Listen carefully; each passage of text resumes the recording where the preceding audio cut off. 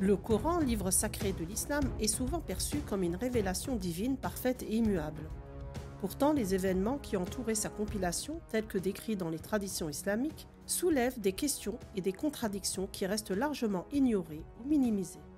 Dans cette vidéo, nous allons explorer l'histoire complexe de la naissance du Coran tel que nous le connaissons aujourd'hui. Il n'est pas le fruit d'un simple processus linéaire de transmission. Ce n'est pas non plus un texte inchangé comme on nous le présente souvent. Il existe des versions différentes, des signes diacritiques ajoutés plus tard, des écrits laissés dans des manuscrits partiels et même des récits contradictoires sur la compilation officielle. Nous allons revisiter cette histoire, déconstruire certains mythes et découvrir les zones d'ombre de l'un des textes les plus influents de l'humanité. Préparez-vous à remettre en question ce que vous croyez savoir sur la naissance du Coran. Comme d'habitude, nous nous appuierons sur des sources islamiques tout en soulevant des questions critiques qui méritent d'être débattues. Pour les musulmans, le Coran, contrairement aux livres des juifs et des chrétiens, a été sauvegardé de toute altération. Il s'appuie sur le verset 15-9 qui dit « C'est nous qui avons fait descendre le rappel et c'est nous qui le sauvegarderons ». Et aussi sur le verset 41-42, « Le faux ne l'atteint ni par devant ni par derrière, c'est une révélation émanant d'un sage digne de louange. » La révélation du Coran s'est déroulée sur une période de 23 ans, du début de la prophétie de Mohammed en 610 de notre ère jusqu'à sa mort en 632. La première révélation a eu lieu lors du mois de Ramadan lorsque le prophète méditait dans la caverne de Hira, près de la Mecque. C'est là que l'ange Gabriel lui apparaît pour la première fois et lui dit « Lis ». Le prophète, surpris et bouleversé, lui répond qu'il ne sait pas lire. Gabriel le serre alors 3 fois et lui transmet les premiers versets de la sourate 96, Al-Alaq, l'adhérence en français. Lis au nom de ton Seigneur qui a créé l'homme d'une adhérence. Lis car ton Seigneur est le très généreux, qui a enseigné par le qalam, qui a enseigné à l'homme ce qu'il ignorait. D'après la tradition islamique, lors de chaque révélation, le prophète Mohammed était généralement seul en présence de Gabriel. Les compagnons, sa famille et ses épouses n'ont jamais vu Gabriel directement ni entendu le message transmis. Cependant, les témoins pouvaient parfois observer les signes physiques et émotionnels que le prophète ressentait durant la révélation. Certains compagnons et épouses, comme Aïcha, racontent qu'il semblait éprouver une certaine fatigue pendant ces moments et parfois y transpirait intensément, même s'il faisait froid. D'autres récits indiquent que les gens autour de lui pouvaient voir qu'il était comme absent ou entièrement absorbé. Ils comprenaient que le prophète recevait une révélation et attendait jusqu'à ce qu'il termine. Dans Sahih al-Bukhari 6982, Aïcha dit « Le début de l'inspiration divine pour le messager d'Allah était sous la forme de vrais rêves dans son sommeil. Il n'a jamais eu de rêve sans qu'il ne se réalise comme la lumière du jour. Il avait l'habitude de s'isoler dans la grotte de Hira et il adorait Allah seul pendant de nombreuses nuits. Il emportait avec lui la nourriture pour ce séjour, puis revenait auprès de Khadija pour prendre sa nourriture pour un autre séjour, jusqu'à ce que la vérité descende sur lui, alors qu'il était dans la grotte de Hira. L'ange vint à lui dans cette grotte et lui demanda de lire. Le prophète répondit « Je ne sais pas lire ». Le prophète ajouta « L'ange m'attrapa avec force et me pressa si fort que je ne pouvais plus le supporter. Il me relâcha ensuite et me demanda à nouveau de lire, ce à quoi je répondis « Je ne sais pas lire ». Après quoi, il me reprit et me pressa une seconde fois jusqu'à ce que je ne puisse plus le supporter. Il me relâcha alors et me demanda à nouveau de lire, mais je répondis à nouveau « Je ne sais pas lire ». Il m'attrapa pour la 3e fois et me pressa, puis me relâcha et dit « Lis au nom de ton Seigneur qui a créé l'homme à partir d'un caillou. Lis et ton Seigneur est très généreux, jusqu'à ce qu'il ne savait pas. » Verset 96-15. Le messager d'Allah revint alors avec l'inspiration, les muscles de son cou agités par la terreur, jusqu'à ce qu'il entre chez Khadija et dise « Couvrez-moi, couvrez-moi !» Ils le couvrirent jusqu'à ce qu'il n'ait plus peur, puis il dit « Oh Khadija, qu'est-ce que j'ai ?» Il lui raconta tout ce qui s'était passé et dit « Je crains qu'il ne m'arrive quelque chose. » Khadija lui dit « Jamais, mais réjouis-toi, car par Allah, Allah ne te déshonorera jamais. Tu gardes de bonnes relations avec tes proches, tu dis la vérité, tu aides les pauvres et les démunis. Tu sers généreusement ton hôte et tu assistes ceux qui le méritent et qui sont frappés par la calamité. » Remarquez ici que Khadija parle de Allah Ça veut dire que Allah était déjà existant avant l'arrivée de l'islam, avant les révélations. D'ailleurs, le père du prophète s'appelait Abdullah. Ça veut dire serviteur d'Allah ou esclave d'Allah, selon les interprétations. Et on sait tous qu'il était polythéiste, ce qui laisse à deviner que Allah est une divinité qui existait déjà bien avant l'islam. Khadija l'accompagna ensuite chez Waraqa ibn Nawfal, ibn Asad, ibn Abdul Uzza, ibn Qusay. Waraqa était le cousin de Khadija, le fils de son oncle paternel, c'est-à-dire le frère de son père, qui durant la période pré-islamique était devenu chrétien et écrivait en arabe les évangiles autant qu'Allah le voulait. Dans ce dernier passage, le mot arabe Nasara, on lui donne la traduction de chrétien alors que Nasara veut dire nazaréen. Chrétien en arabe, c'est al-Masihi au singulier et al-Masihiyoun au pluriel. Les Nazaréens, c'étaient des juifs qui se sont christianisés au tout début du christianisme, qui reconnaissaient la messianité de Jésus, mais pas sa divinité, tout en continuant à pratiquer la loi juive. Je continue de lire le hadith. C'était un vieil homme qui avait perdu la vue. Khadija lui dit « Ô mon cousin, écoute l'histoire de ton neveu. » Waraqa demanda « Ô mon neveu, qu'as-tu vu ?» Le prophète décrivit ce qu'il avait vu. Waraqa dit « C'est le même Namous, c'est-à-dire Gabriel, l'ange qui garde les secrets, entre parenthèses, qu'Allah avait envoyé à Moïse. J'aimerais être jeune et pouvoir vivre jusqu'à l'époque où ton peuple te rejetterait. » Le messager d'Allah demanda « Vont-ils m'exclure ?» Waraqa répondit par l'affirmative et dit « Jamais un homme n'est venu avec quelque chose de semblable à ce que tu as apporté sans qu'il ne soit traité avec hostilité. Si je devais rester en vie jusqu'au jour où tu seras expulsé, alors je te soutiendrai fermement. » Mais après quelques jours, Waraqa mourut et l'inspiration divine s'arrêta également pendant un certain temps et le prophète devint si triste que nous avons entendu dire qu'il avait plusieurs fois l'intention de se jeter du haut de hautes montagnes et qu'à chaque fois qu'il montait au sommet d'une montagne pour se jeter en bas, Gabriel apparaissait devant lui et disait « Oh Mohammed, tu es vraiment le messager d'Allah en vérité !» Après quoi son cœur se calmait. Il s'apaisait et rentrait chez lui. Et chaque fois que la période de l'inspiration se prolongeait, il faisait comme auparavant, mais lorsqu'il atteignait le sommet d'une montagne, Gabriel apparaissait devant lui et lui disait ce qu'il avait dit auparavant. Bon, on soupçonne Waraqa ibn Nawfal d'avoir participé dans la rédaction du Coran, mais ça sera le sujet d'une autre vidéo. Dans Sahih al-Bukhari numéro 2, Aïcha raconte que le prophète entendait un son de cloche et transpirait, même s'il faisait froid, quand il recevait ses révélations.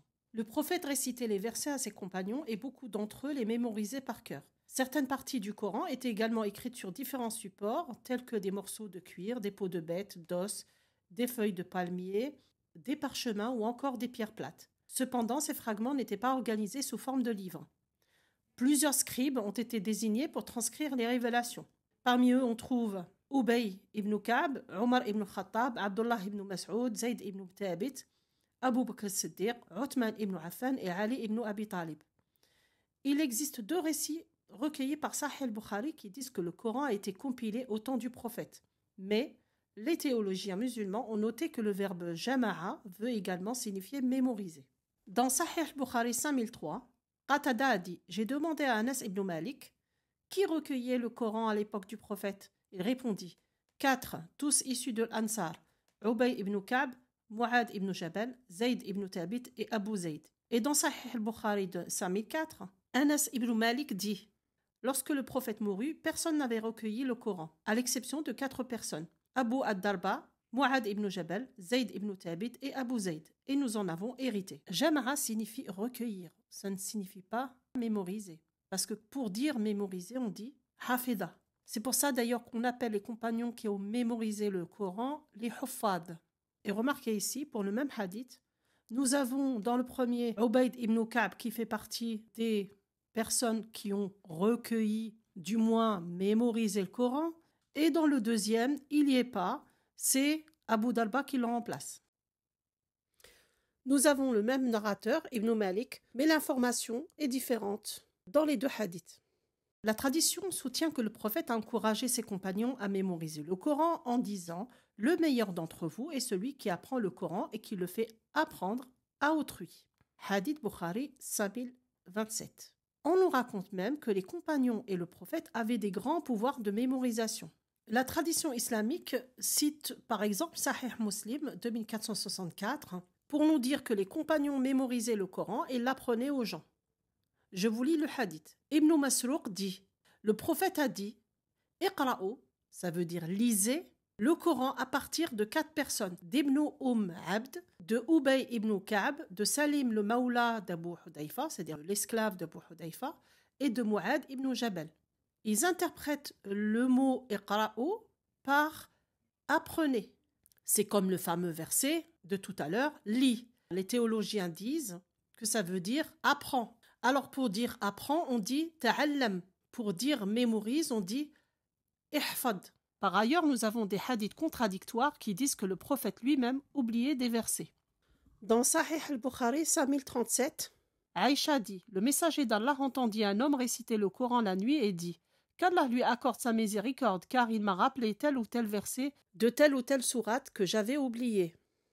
Nous avons le même hadith dans Sahih Muslim 788a et 790c. Dans Sahih al-Bukhari 5032, d'après Abdallah ibn Mas'ud, le prophète a dit « Comme il est mauvais pour l'un d'entre vous de dire « J'ai oublié tel ou tel verset », plutôt dites « On me l'a fait oublier ».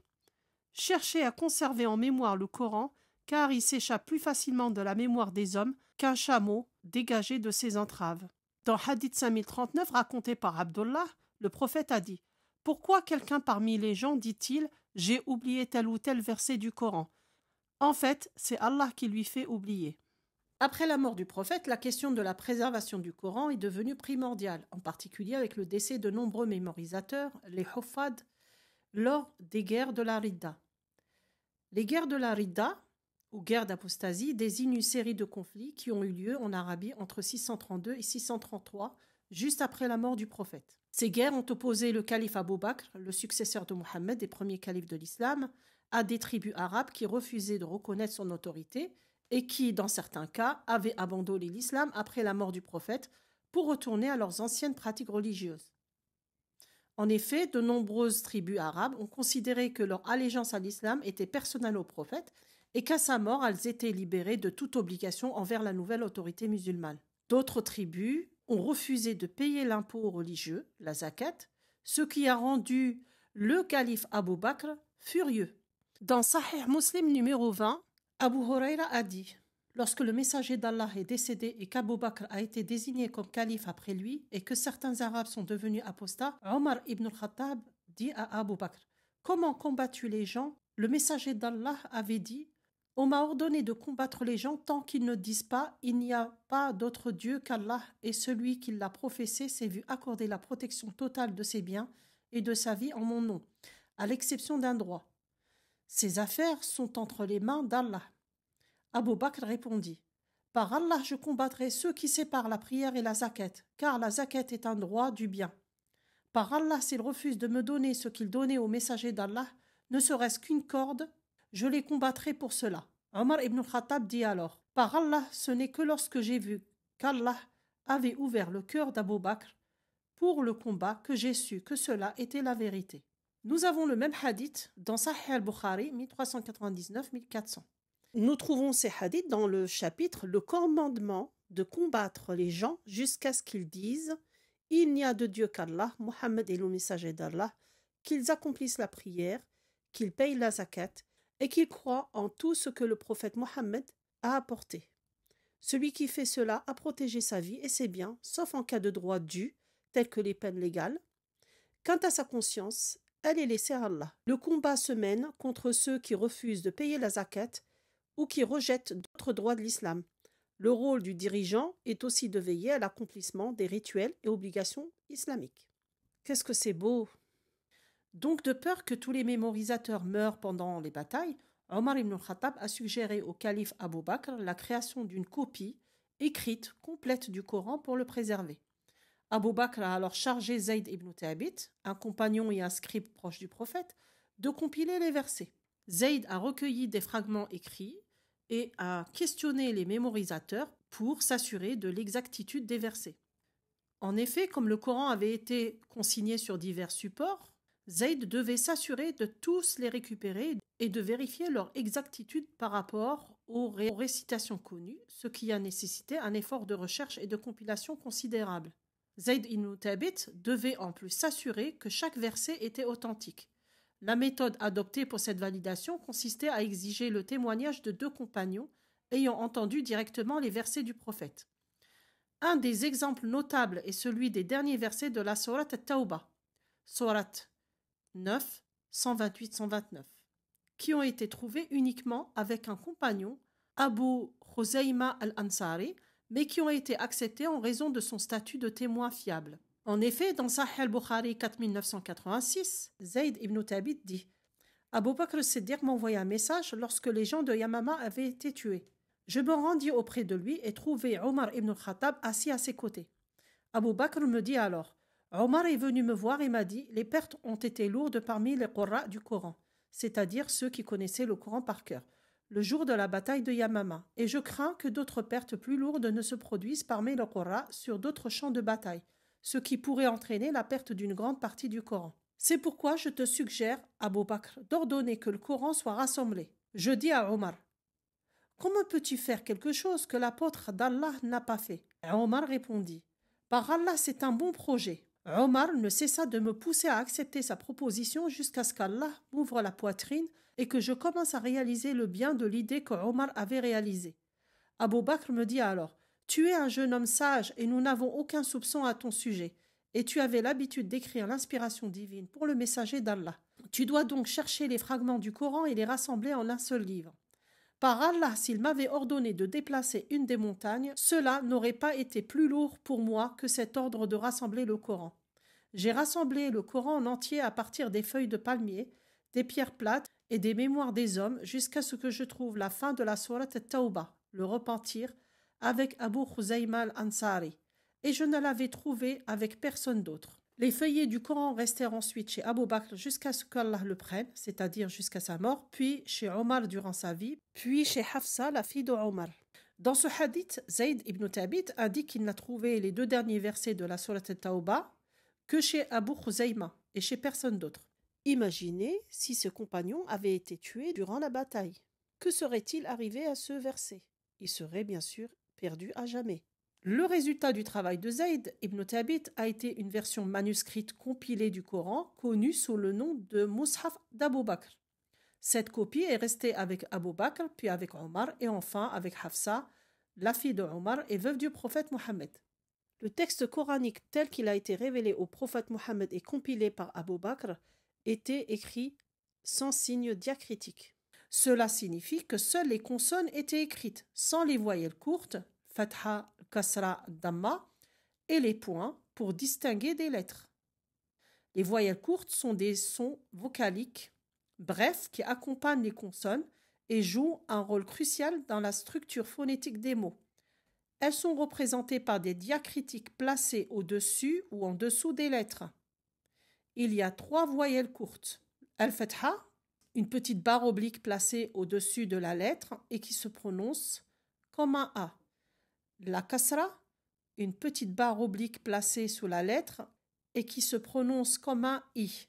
La Damma, une petite boucle placée au-dessus de la lettre et qui se prononce comme un OU. Concernant les points diacritiques, ceux-ci sont utilisés pour distinguer des lettres arabes similaires. Elles ont le même graphème mais correspondent à des lettres différentes comme le ba, ta, tha, lia, nun. Un autre exemple, on a le h, le r et le je. Avec le même graphème, on peut faire 3 lettres. Et du coup, avec le même graphème d'un mot, on peut faire plusieurs mots. Comme par exemple, ce graphème qui peut nous faire baytun, ça veut dire maison, bintun, ça veut dire fille, nabata, il a poussé ou il a germé, pour une plante, thabata, il a fixé. Un autre exemple de graphème qui nous fait kataba, il a écrit, kutiba, il a été écrit, kutubun, des livres. On a aussi les signes du tanwin. Il s'agit en fait de mettre sur les lettres en question 2 fois les voyelles courtes. Fatha, kasra, damma. Ils indiquent généralement un mot indéfini. Exemple, kitaban ou kitabun, qui signifie un livre. Si on veut dire le livre, on dit al-kitabu. Donc la voyelle n'est pas doublée. Et en plus, on rajoute l'article al au tout début du mot. C'est l'équivalent de le et la en français. Nous avons aussi kitabin, qui signifie d'un livre. Pour comprendre, je dis par exemple qara'tu safhatan min kitabin jadidin. J'ai lu une page d'un livre nouveau. Plusieurs défis ont été rencontrés lors de la transmission du texte. Alors accrochez-vous, c'est très complexe et incohérent à partir de maintenant. D'après la tradition islamique, plusieurs qira'at, lectures, et ahruf, lettres, existaient. Qu'est-ce que les ahruf? Le mot ahruf est le pluriel de harf, qui signifie littéralement lettre. Mais la tradition islamique dit qu'il s'agit d'un mode. Dans le contexte coranique, les ahruf se référaient aux différents modes ou formes selon lesquels le Coran a été révélé au prophète Mohammed. D'après le hadith 4992 d'Al-Bukhari et Sahih Muslim 818, le prophète a dit « Le Coran a été révélé en 7 ahruf, récitez celui qui est le plus facile pour vous. » Dans Sahih Muslim 819a, le prophète a dit « Jibril, ça veut dire Gabriel, m'a appris au début de réciter le Coran suivant une seule lettre. Et puis je l'ai sollicité de façon répétée et il a porté les lettres à 7. » Dans Sahih Muslim 821a, il est dit que le prophète a demandé 3 fois à l'ange Gabriel de porter les lettres à 7. Voilà, toujours le 3 et le 7, les chiffres fétiches de Mohammed et de Allah. Il y a eu beaucoup de débats au sujet des ahruf. Il est difficile de donner une réponse unique. Les théologiens musulmans ont émis près de 40 opinions sur cette question. Certains disent qu'il s'agit des 7 dialectes, des 7 tribus arabes, et d'autres disent qu'il s'agit de différentes formes ou modes de lecture du Coran qui incluent des variantes dans la prononciation, l'intonation et parfois la structure grammaticale et lexicale du mot, mais qui restent concordantes au niveau du sens. Nous verrons plus tard que ce n'est pas tout à fait vrai. L'idée que les 7 ahruf renvoient aux 7 dialectes des 7 tribus arabes n'est pas juste, car dans Sahih al-Bukhari 4992, Omar ibn al-Khattab dit « J'ai entendu Hisham ibn Hakim réciter la sourate al-Furqan d'une manière différente par rapport à la façon de réciter que le messager d'Allah m'avait apprise. Et j'ai failli me précipiter à le stopper. Puis je l'ai laissé terminer. Ensuite, j'ai saisi fortement son habit et l'ai amené devant le messager d'Allah et dit « Ô messager d'Allah, j'ai entendu celui-ci réciter le Coran d'une manière différente de la façon que tu m'as apprise de le réciter. » Le messager d'Allah dit à Hisham « Récite. » Et Hisham a répété la manière de réciter que j'avais entendue. Le prophète dit ensuite « C'est comme ça qu'il a été révélé. » Puis il me dit « Récite. » Et je l'ai fait. Et il dit « C'est comme ça qu'il a été révélé. » Or, il est bien connu que Hisham et Omar appartiennent tous deux à la tribu arabe des Qurayshites et que ces derniers n'avaient qu'un seul dialecte. Si la différence de lettres, l'ahruf en arabe, signifiait une différence de dialecte, elle n'aurait pas opposé 2 hommes issus de la même tribu. Voici des exemples où les ahruf présentent des variations significatives. Dans Sourate 2.10 de la version Hafs, on lit « Fi qulubihim maradun fazadahum Allahu maradan wa lahum adabun alimun bima kanu yakdhibun » qui signifie « ils mentaient » au pluriel. La traduction « Il y a dans leur cœur une maladie et Allah laisse croire leur maladie. Ils ont un châtiment douloureux pour avoir menti. » Par contre, dans la version Warsh, bien sûr, il y a plusieurs versions qui circulent. On en parlera un peu plus loin. Dans la version Warsh, ce verset est classé 9e et pas 10e. في قلوبهم مرض فزادهم الله مرضا ولهم عذاب أليم بما كانوا يكذبون qui signifie ils accusent les autres de mentir. Alors du coup, si on veut traduire, ça nous fait il y a dans leur cœur une maladie et Allah laisse croître leur maladie. Ils auront un châtiment douloureux pour avoir accusé les autres de mentir. Un deuxième exemple, dans le verset 346 de la version Hafs, on lit « وَكَأَيِّنَ مِن نَّبِيٍّ قَاتَلَ مَعَهُ ربيون كثير فما وهنوا لما أصابهم في سبيل الله وما ضعفوا وما استكانوا والله يحب الصابرين. قاتل ici signifie a combattu. La traduction nous donne ici combien de prophètes ont combattu, alors que si on traduisait d'une façon littérale, on obtient combien de prophètes a combattu. En compagnie de beaucoup de disciples, ceux-ci ne réfléchirent pas à cause de ce qui les atteignit dans le sentier d'Allah. Ils ne faiblirent pas et ils ne cédèrent point. Et Allah aime les endurants. Dans la version Warsh, on lit وَكَأَيِّنَ مِن نَبِيٍّ قُتِلَ مَعَهُ رَبِّيُّونَ كَثِيرٌ فَمَا وَهَنُوا لِمَا أَصَابَهُمْ etc. قُتِلَ ici signifie a été tué. Et si on traduit, ça devient incohérent. Combien de prophètes a été tué en compagnie de beaucoup de disciples? Ceux-ci ne réfléchirent pas à cause de ce qui les atteignit, etc. Le verset a un sens correct dans la version Hafs. Un troisième exemple, le verset 57, 24. Dans la version Hafs, on lit الذين يبخلون ويأمرون الناس بالبخل ومن يتولى فإن الله هو الغني الحميد.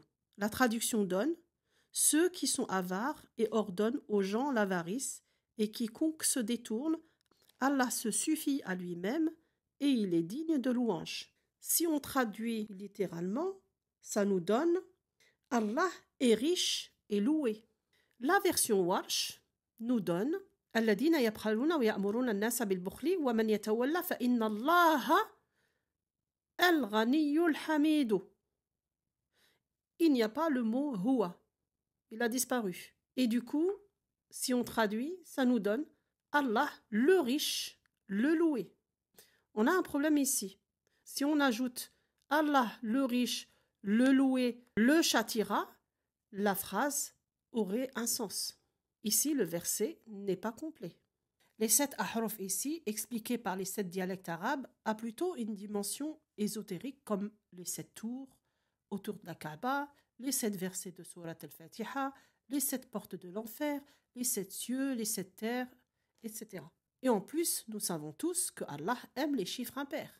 Passons maintenant au qira'at. Le mot qira'at au pluriel signifie littéralement lecture, mais selon les théologiens musulmans, cela signifie aussi mode de récitation.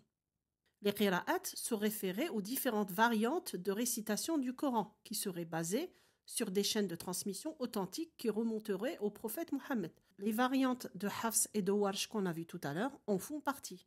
Ces variantes de prononciation et d'élocution portent sur la prolongation de voyelles, les pauses et arrêts, les règles du tajwid et quelques variations dans certains mots. Exemple d'un verset, Maliki Yawmiddin, qui signifie le roi du jour de la rétribution, devient Maliki Yawmiddin, le souverain du jour de la rétribution.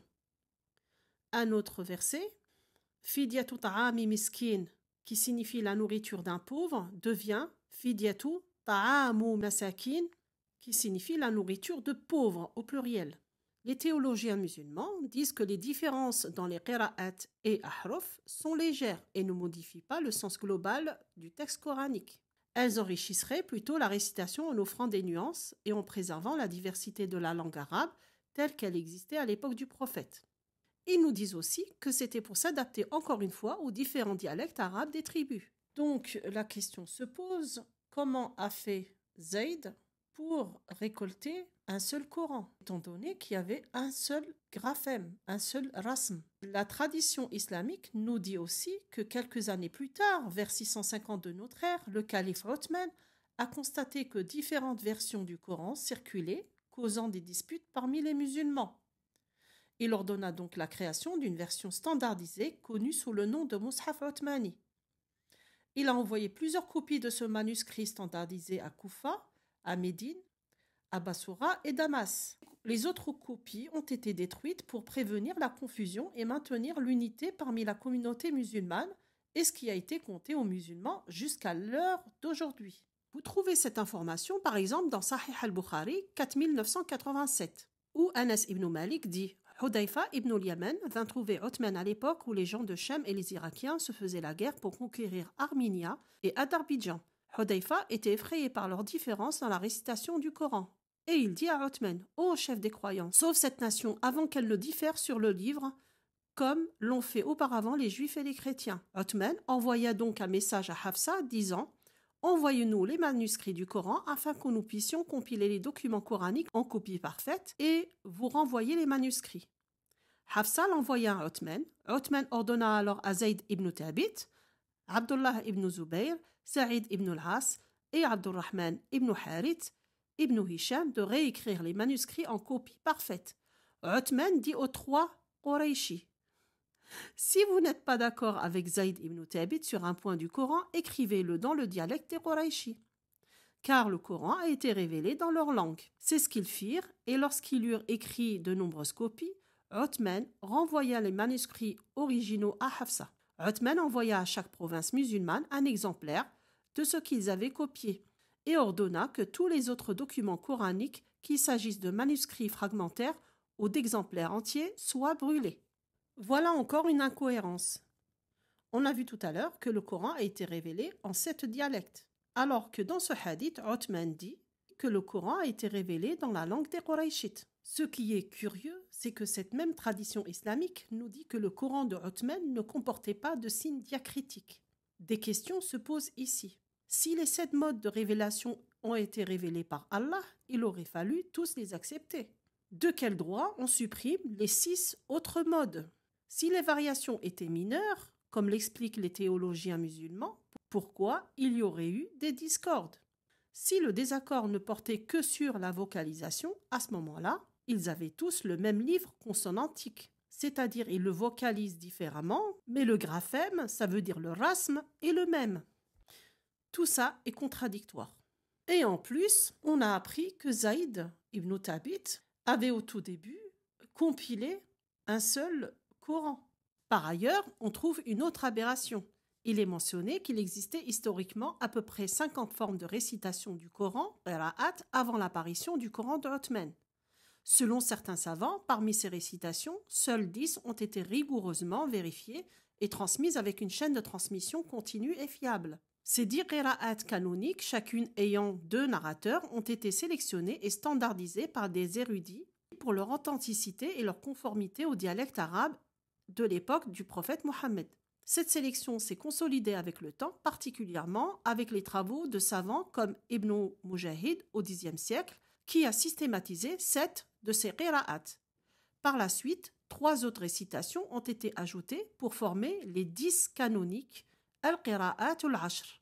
Les autres récitations, bien que certaines aient été pratiquées par des compagnons ou des successeurs du prophète, auraient progressivement été abandonnées ou ne seraient pas parvenues jusqu'à nous avec une chaîne de transmission authentique complète. Les 10 qira'at se divisent en 2 groupes. Les 7 lectures principales, introduites par Ibn Mujahid au Xe siècle, et les 3 lectures complémentaires ajoutées plus tard pour compléter les 7. Les 7 lectures principales sont Nafi' transmis par Warsh et Qaloun, Ibn Kathir transmis par Al-Bazi et Qunbul, Abu Amr transmis par Ad-Duri et As-Susi, Ibn Amir transmis par Hisham et Ibn Dakwan, Asim transmis par Hafs et Shu'ba, Hamza transmis par Khalaf et Khalad, Al-Kisa'i transmis par Ad-Duri et Abu al-Harith. Les 3 autres lectures sont Abu Ja'far, Ya'qub, Khalaf al-Ashir. La tradition islamique dit qu'actuellement,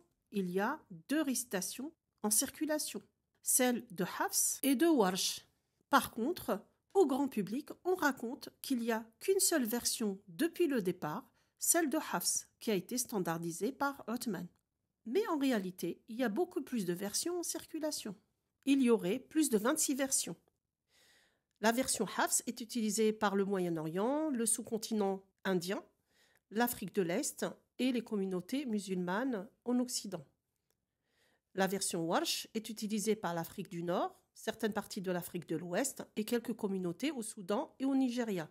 Les autres qira'at, comme les récitations d'Abu Amr, Ibn Kathir, Al-Kisa'i et Hamza, sont encore pratiquées dans des cercles académiques et parmi les récitateurs spécialisés.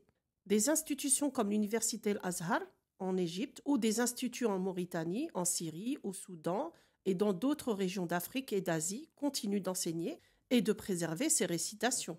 D'ailleurs, vous n'avez qu'à faire des recherches sur Internet en tapant les mots récitation Abu Amr, Al-Kisa'i ou récitation Ibn Kathir et vous aurez des sites où des instituts enseignent ces qira'at.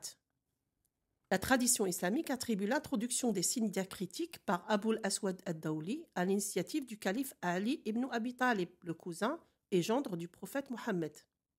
Or, les chercheurs modernes disent que cette réforme a été réalisée progressivement au fil du temps, avec des contributions multiples au 8e et 9e siècle. Ils citent Al-Khalil ibn Ahmed al-Farahidi et Ibn Muqla par exemple. La controverse persiste quant à l'identité exacte de la personne ou des personnes à l'origine de cette innovation. Plusieurs manuscrits anciens et fragments ont été retrouvés au XIXe siècle et sont tous incomplets. Le Codex de Sanaa, l'un des plus anciens fragments coraniques connus, qui a été découvert en 1972 dans la mosquée de Sanaa au Yémen. D'après les chercheurs, les parchemins dateraient entre 568 et 645. C'est un palimpseste, ça veut dire que le texte original a été gratté ou effacé pour permettre d'écrire un nouveau par-dessus. Le style d'écriture utilisé est le hijazi, un style anguleux et incliné vers la droite. Cette écriture date de la fin du 7e siècle, début du 8e. D'après les chercheurs, le texte supérieur du palimpseste présente des variantes par rapport au Coran standard, ça veut dire l'édition du Caire imprimée en 1924. Le soi-disant le Coran d'Othman. Quelques passages présentent des mots substitués ou ajoutés. Je tiens à signaler que la méthode de datation au carbone 14 mesure l'âge du support matériel, c'est-à-dire le parchemin sur lequel le texte est écrit. Le parchemin est fabriqué à partir de peaux d'animal, comme des moutons ou des chèvres, ce qui signifie que la datation donne l'âge approximatif de la mort de l'animal utilisé pour le fabriquer. Donc, ça ne prouve en rien que ce parchemin date de Othman. Nous avons aussi le manuscrit de Birmingham découvert en 2015 et conservé à l'université de Birmingham au Royaume-Uni. Apparemment, ce manuscrit faisait déjà partie de la collection de cette université et il aurait été apporté à l'université par Hormoz Mingana, plus connu sous le nom d'Alphonse Mingana, né en 1878 et mort en 1937, théologien chaldéen, érudit et orientaliste. Le parchemin est daté entre 568 et 645 au carbone 14. Quant au style d'écriture, la datation la place potentiellement de la seconde moitié du 7e siècle, voire du tout début du 8e siècle. Il comporterait des petits fragments des sourates 18 et 20. Il y a aussi le codex de Topkapi, conservé au palais de Topkapi à Istanbul, en Turquie. Il n'existe pas d'informations précises sur les circonstances de son arrivée à Topkapi. Bien que sa datation exacte reste débattue, ce codex est l'un des plus complets parmi les anciens manuscrits coraniques. Il manquerait que 2 pages, soit 23 versets. Il est écrit en koufi tardif, qui date du 8e siècle. Il y a aussi le codex de Samarcande. Quelques fragments sont conservés dans la bibliothèque de l'Institut des manuscrits orientaux d'Ouzbékistan. Il date du 8e siècle car il est écrit en koufi tardif. Le manuscrit de la grande mosquée de Kairouan en Tunisie, découvert au XIXe siècle, il date du 9e siècle. Ces manuscrits rédigés sur parchemin en style koufique sont incomplets. Et enfin, les fragments de Fustat, découverts en 1920 à Fustat, près du Caire, en Égypte. Ils datent entre le 8e et le 9e siècle. L'écriture arabe ancienne se divise en 2 familles. L'écriture du Nord, qui est liée à l'alphabet nabatéen, utilisé par les Nabatéens entre le 4e siècle avant Jésus-Christ, et le 2e siècle après Jésus-Christ, dans la région de Pétra, actuelle Jordanie. Elle introduit une forme cursive et fluide. L'écriture du Sud, utilisée dans des royaumes comme Saba au Yémen, est plus géométrique et structurée. L'écriture hijazi se situe dans la tradition du Nord, influencée par l'écriture nabatéenne. Elle est aussi cursive et plus fluide.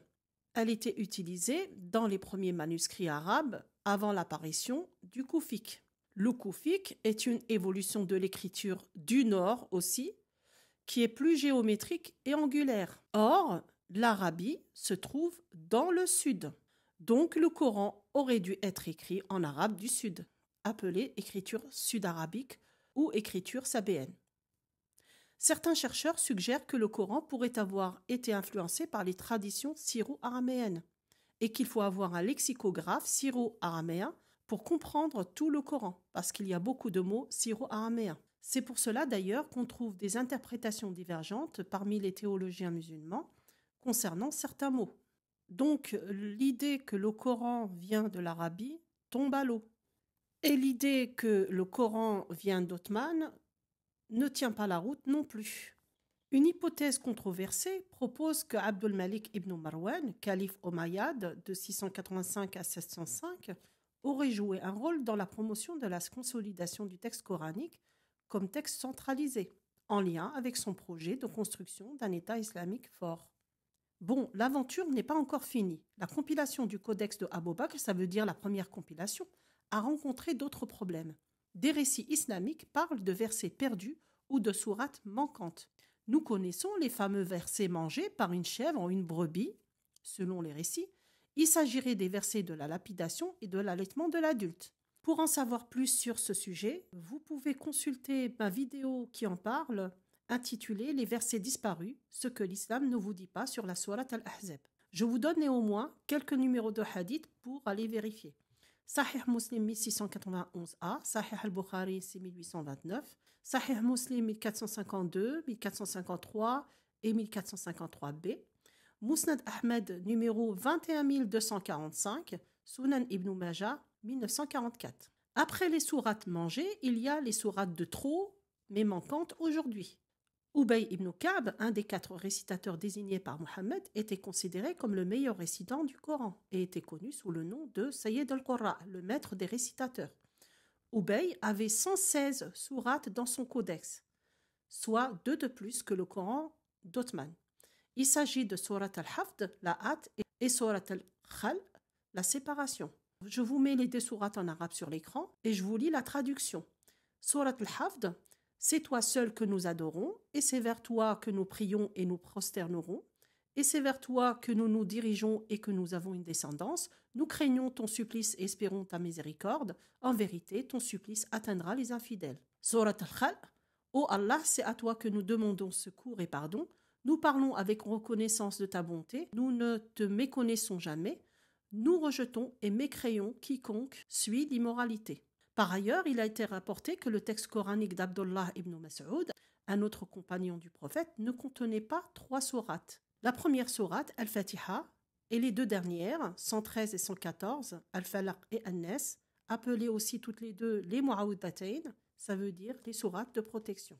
Dans le livre Al-Itqan fi Ulum al-Qur'an de As-Suyuti, un théologien musulman, il est dit ceci: la difficulté que représente le recueil coranique de Ibn Mas'ud.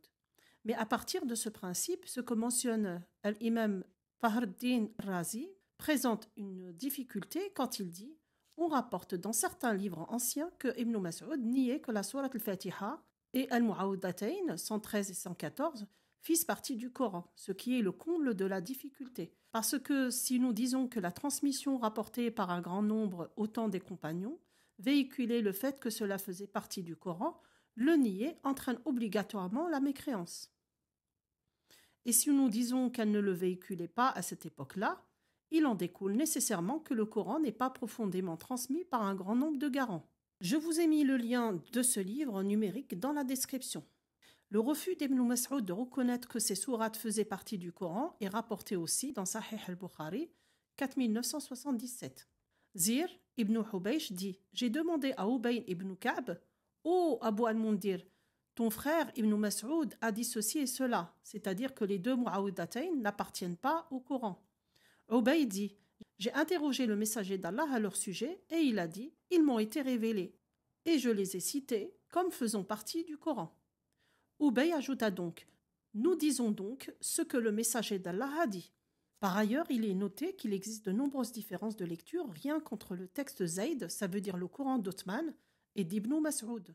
Kitab al-Masahif d'Ibn Abu Daoud, ça veut dire le livre des manuscrits, consacre une section d'une 20aine de pages à répertorier ces variantes textuelles. Et à partir de l'ensemble des sources disponibles, on peut relever une centaine de variantes dans la seule sourate Al-Baqarah. On peut les relever à partir de la page 54 jusqu'à la page 73. Je vous mets le lien dans le descriptif de la vidéo. Le document est en arabe. Chers arabophones, vous allez vous régaler car les différences de lecture, il y en a à l'appel. Dans cet ouvrage, il est aussi noté qu'Ibn Mas'ud ou d'autres compagnons auraient évoqué un passage ressemblant à une sourate ou à des versets exprimant une prière pour 2 vallées pleines de richesses. Ce passage ne se trouve pas dans le Coran actuel. Il est mentionné aussi qu'il y a une sourate manquante qui ressemblerait à l'une des sourates des Musabbihat. Les Musabbihat sont des sourates du Coran qui commencent par la glorification d'Allah, Tasbih Allah. Les 7 sourates sont Al-Isra, Al-Hadid, Al-Hashr, Al-Saf, Al-Jumu'ah, Al-Taghabun et Al-Ala. Dans Sahih Muslim 1050, Abu Harb a rapporté, sur l'autorité de son père, qu'Abu Moussa avait envoyé chercher les récitants de Bassora. Ils vinrent à lui et étaient au nombre de 300. Ils récitèrent le Coran et il dit « Vous êtes les meilleurs parmi les habitants de Basra. Vous êtes les meilleurs. Continuez donc à le réciter. N'oubliez pas qu'en récitant longtemps, vous ne risquez pas d'endurcir vos cœurs comme l'ont fait ceux qui vous ont précédés. Nous avions l'habitude de réciter une sourate qui ressemblait, par sa longueur et sa sévérité, à la sourate Al-Bara'a, à Tawbah. Je l'ai oublié à l'exception de ce que j'en retiens. S'il y avait 2 vallées pleines de richesses pour le fils d'Adam, il aspirait à une 3e vallée, et rien ne remplirait l'estomac du fils d'Adam que de la poussière. » C'est vraiment magnifique. Et nous avions l'habitude de réciter une sourate qui ressemblait à l'une des sourates des Musabbihat, et je l'ai oublié, mais j'en retiens ceci. Ô croyants, pourquoi dites-vous ce que vous ne pratiquez pas? Et cela est inscrit dans vos coups comme un témoin contre vous, et vous serez interrogés à ce sujet le jour de la résurrection. Dans Sahih al-Bukhari 4944, Ibrahim a dit « Les compagnons de Abdullah ibn Mas'ud sont venus chez Abd Darba, qui les a cherchés et les a trouvés. Il a dit « Lequel d'entre vous récite selon la récitation d'Abdullah ?» Ils ont désigné Al-Qama. Puis il a demandé à Al-Qama « Comment as-tu entendu Abdullah ibn Mas'ud réciter la sourate Al-Layl » Al-Qama récita « Par le mâle et la femelle. » Abu Darba dit « Je témoigne que j'ai entendu mon prophète réciter la même chose, mais ces gens veulent que je récite « Et par celui qui a créé l'homme et la femme, mais par Allah, je ne les suivrai pas. » Nous avons le même hadith dans Sahih Muslim 824a. Dans Sahih al-Bukhari 4727 et Sahih Muslim 2380a, Bukhari et Muslim enregistrent qu'Ibn Abbas et Saïd, par Joubair, ont respectivement ajouté le mot serviable pour décrire les bateaux dans la sourate 1879, qui dit « وَكَانَ أَمَامَهُمْ مَلِكٌ يَأْخُذُ كُلَّ سَفِينَةٍ صَالِحَةٍ غَصْبًا » Si on traduit, on obtient « Avant eux, il y avait un roi qui s'emparait par la force de tous les bons navires. » Dans le Coran actuel, on lit « Pour ce qui est du bateau, il appartenait à des pauvres gens qui travaillaient en mer. Je voulais donc le rendre défectueux, car il y avait derrière eux un roi qui saisissait de force tout bateau. » Et tous les deux ont ajouté les mots « Le garçon était incroyant » au verset 18-80. وَأَمَّا الْغُلَامُ فَكَانَ كَافِرًا. Dans le Coran actuel, nous avons « Quant aux garçons, ses pères et mères étaient des croyants. Nous avons craint qu'il ne leur imposât la rébellion et la mécréance. » Bon, le sujet est vaste, et si on veut étudier toutes les différences qu'il y a entre les qira'at, on n'en finirait jamais. Quel est le statut de Ibn Mas'ud? Le prophète Mohammed a ordonné aux musulmans d'apprendre le Coran auprès de 4 personnes, dont la première était Abdullah ibn Mas'ud. Il avait un statut prééminent en tant que récitant. Ibn Mas'ud jura qu'il connaissait toutes les sourates du Coran et déclara « Par Allah, en dehors de qui personne n'a le droit d'être adoré, il n'y a pas de sourate révélée dans le livre d'Allah sans que je sache à quel endroit elle a été révélée. Et il n'y a pas de verset révélé dans le livre d'Allah sans que je sache au sujet de qui il a été révélé. Et si je savais qu'il y a quelqu'un qui connaît le livre d'Allah mieux que moi et qui se trouve à un endroit que les chameaux peuvent atteindre, j'irai vers lui. » Le Coran que possédait Ibn Mas'ud était connu et accepté par de nombreux musulmans de Koufa. Lorsque Uthman ordonna que tous les codex soient détruits et que seul le codex de Zayd ibn Thabit soit préservé, la réaction d'Abdullah ibn Mas'ud fut défensive. Dans Jami' al-Tirmidhi 3104, Az-Zuhri a dit « Ubaydullah ibn Abdullah ibn Utba m'a informé que Abdullah ibn Mas'ud n'aimait pas que Zayd ibn Thabit copie le Mus'haf. Et il dit: Ô vous les musulmans, évitez de copier le mushaf et la récitation de cet homme. Par Allah, lorsque j'ai accepté l'islam, il n'était que dans les reins d'un mécréant, c'est-à-dire Zayd ibn Thabit, et c'est à ce sujet qu'Abdullah ibn Mas'ud a dit: Ô gens d'Al-Iraq, gardez les mushafs qui sont avec vous et cachez-les. Car Allah a dit: quiconque cache quelque chose, c'est lui qui le cachera. Quiconque cache quelque chose viendra avec ce qu'il a caché le jour de la résurrection. Verset 3, 161. Rencontrez donc Allah avec les mushafs. Az-Zuhri a dit: on m'a rapporté que certains hommes, parmi les plus vertueux des compagnons du messager d'Allah, n'aimaient pas ce point de vue d'Ibn Mas'ud. Passons maintenant à la question des divergences théologiques entre sunnites et chiites. Historiquement, après la mort du prophète, des tensions importantes sont apparues entre ceux qui soutenaient le califat d'Ali, cousin et gendre du prophète, et ceux qui soutenaient Abu Bakr, puis Omar et Othman. Ces tensions ont contribué à l'émergence du chiisme. Les chiites, en particulier dans leur premier siècle d'existence, ont accusé les califes qui ont pris le pouvoir après le prophète d'avoir altéré ou omis certaines parties du Coran, notamment celles qui mentionnaient Ali et ses descendants comme les successeurs légitimes. Pour eux, c'est Ali qui possédait le Coran authentique. On trouve des allégations dans des textes anciens comme Al-Kafi de Khoulayni ou dans Bihar al-Anwar d'Al-Majlisi. D'après les chiites, il manquerait Surat al-Nourayn et Surat al-Wilaya. Que racontent les textes sur l'ordre des versets dans une sourate et sur l'ordre des sourates? Les hadiths indiquent que le prophète donnait des directives spécifiques sur la disposition des versets. Par exemple, lorsqu'un verset était révélé, il aurait dit: placez ce verset dans telle sourate après tel autre verset. Des savants comme As-Suyuti, dans Atqan fi Ulum al-Qur'an, expliquent que l'ordre des versets est considéré comme tawfiqi, ça veut dire fixé par la révélation divine, et qu'il ne devait pas être changé. Quant à l'ordre des sourates, il y a une controverse entre un ordre divin et un ordre ijtihadi, ça veut dire une décision humaine. Contrairement à l'ordre des versets, il existe des désaccords parmi les érudits quant à savoir si l'ordre des sourates est également divinement ordonné. Certains savants, comme As-Suyuti, pensent que l'ordre des sourates est aussi tawfiqi, ça veut dire fixé par la révélation divine. Et d'autres, comme Az-Zarkashi, dans Al-Burhan fi Ulum al-Qur'an, soutiennent que cet ordre a été établi par les compagnons, surtout lors de la compilation sous Abu Bakr ou Othman.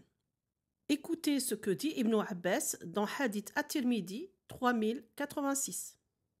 Qu'est-ce qui vous a poussé à prendre la sourate Al-Anfal qui fait partie des Mathani, ça veut dire des sourates de moins de 100 versets, et la sourate At-Tawbah qui fait partie des Mi'in, sourates d'environ 100 versets? À les joindre l'une à l'autre, à ne pas écrire la ligne Bismillahir Rahmanir Rahim et à les placer toutes deux parmi les sourates As-Sab'a At-Tawal. Ça veut dire les 7 sourates les plus longues. Qu'est-ce qui vous a amené à faire ainsi? Il y avait des moments, me dit Othman, où plusieurs sourates étaient en train d'être révélées au messager de Dieu. Lorsqu'un groupe de versets lui était révélé, il appelait des personnes sachant écrire et il leur disait: placez ces versets dans telle sourate, celles où sont mentionnés tel ou tel sujet. La sourate Al-Anfal fait partie des sourates à avoir été révélées dans les premières années de son installation à Médine. Et la sourate At-Tawbah parmi les dernières à lui avoir été révélée. Le thème de ces deux sourates est voisin, mais le prophète est décédé sans nous avoir dit si At-Tawbah faisait partie de Al-Anfal ou pas. C'est pourquoi j'ai joint l'une à l'autre, n'ai pas écrit la ligne Bismillahir Rahmanir Rahim et les ai placées parmi Sab'a At-Tawal. Qu'est-ce qui nous dit ce hadith? C'est que sourate Al-Anfal et sourate At-Tawbah ont été mal rangées. Ils croyaient que les deux sourates étaient qu'une seule. C'est pour ça qu'ils ne les ont pas séparées en mettant Bismillah entre les deux. Et c'est là qu'on a la preuve que dans le temps, les sourates n'avaient pas de titre. D'ailleurs, pendant que j'y pense, qui a fixé les titres des sourates? Selon les récits, certains titres de sourates ont été utilisés par le prophète Mohammed lui-même. Par exemple, des hadiths mentionnent qui faisaient référence à des sourates par leur titre, comme Al-Fatiha ou Al-Baqarah. Certains titres auraient été attribués par les compagnons en fonction de termes marquants dans la sourate. Par exemple, Al-Kahf, la caverne, fait référence au récit des jeunes gens dans la caverne. Plusieurs sourates avaient des noms multiples dans les traditions anciennes. Par exemple, la sourate At-Tawbah, le repentir, était aussi appelée Al-Bara'a, le désaveu. Ce phénomène montre qu'il n'y avait pas toujours un consensus clair sur les titres à l'époque. Les théologiens nous disent que le Coran est rangé par ordre de sourates, de la plus grande à la plus petite. Or, si on étudie de plus près le Coran, on se rend compte que les dernières sourates ne sont pas rangées ainsi. On a par exemple la sourate 60 qui contient 13 versets, la sourate 61, 14, les sourates 62 et 63, 11 versets, et la sourate 67, 30 versets. Au final, avec tout ça, le Coran d'Othman n'existe pas. On s'est retrouvé avec un Coran édité au Caire en 1924. Son édition reposerait sur la soi-disant version canonique du Coran qui a été fixée au cours du califat d'Othman au 7e siècle, et il est devenu le texte de référence dans le monde musulman. Alors qu'on a bien vu que tous les manuscrits découverts étaient incomplets, et en plus sans signe diacritique, sans oublier qu'il est fort probable qu'il ne s'agit pas du Coran d'Othman. Je me demande de quel original on l'a copié. C'est pareil, il y a eu des premières tentatives d'impression du Coran en arabe qui datent du XVIe siècle. En 1537-1538, un Coran aurait été imprimé à Venise, mais il semble qu'il n'ait jamais été publié ou diffusé à grande échelle. Le premier Coran imprimé complet en arabe de manière fiable l'a été à Saint-Pétersbourg en Russie en 1787 sous la supervision de l'orientaliste allemand Johann Gottlieb Adler. Ce projet a été réalisé sous le patronage de Catherine II, Catherine la Grande. Il est conservé dans des archives et bibliothèques spécialisées et des reproductions numérisées sont disponibles en ligne. Je vous mets le lien en dessous de la vidéo. Il y a eu aussi des traductions en français. Nous avons André de Riez en 1647 qui a traduit le Coran et il l'a appelé l'Alcoran de Mahomet. C'était un diplomate français en poste dans l'Empire ottoman. Nous avons aussi la traduction de Claude-Étienne Savary en 1783, qui était un orientaliste français, et d'Albert Kazimierski en 1840. Sur quelle base ils se sont appuyés? Je vous mets les liens de ces traductions. Il y a certainement des choses à dire là-dessus. Ils demandent certainement une lecture et une analyse, mais je préfère m'arrêter là pour l'instant. Sinon la vidéo serait trop longue. En conclusion, la compilation du Coran et ses défis soulèvent des questions importantes sur l'authenticité et l'intégrité du texte, les problèmes de mémoire, d'ambiguïté, de versets perdus et de variations de lecture sont autant d'éléments qui méritent d'être examinés de manière critique. Je ferai une autre vidéo qui montrerait quelques différences entre les versions Hafs, Warsh et Douri. La version Douri est utilisée en Afrique de l'Ouest, au Soudan et certaines parties du Tchad, et en Afrique subsaharienne. Voilà, la vidéo arrive à sa fin. Merci d'avoir suivi jusqu'au bout. Si vous avez aimé le contenu d'aujourd'hui, n'oubliez pas de liker, de vous abonner et de commenter. À la prochaine.